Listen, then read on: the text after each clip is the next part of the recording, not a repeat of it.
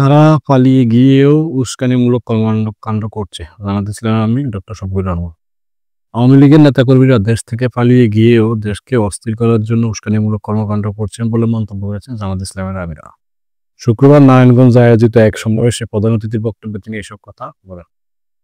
তিনি বলেন, এরা 15.5 বছর আমাদেরকে বড় জ্বালাতন করেছে, এখন তারা পালিয়ে গেছে।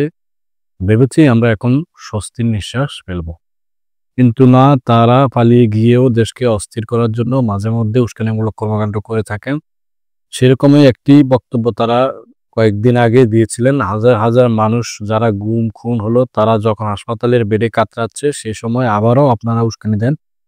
এটা কি বাংলার মুক্তিপাগল মানুষ সহ্য করবে? সুতরাং উস্কানির কারণে যে পরিবেশ সৃষ্টি হয়, তার সমুদয় দায় উস্কানিদাতাদেরকেই নিতে হয়, যোগ করেন শফিকুর রহমান। তিনি তার বক্তব্যে আরো বলেন, জামায়াত যদি এদেশের মানুষকে খেদমত করার, সেবা করার সুযোগ পায়, তাহলে তারা সর্বপ্রথম হাত দেবে শিক্ষা ব্যবস্থায়।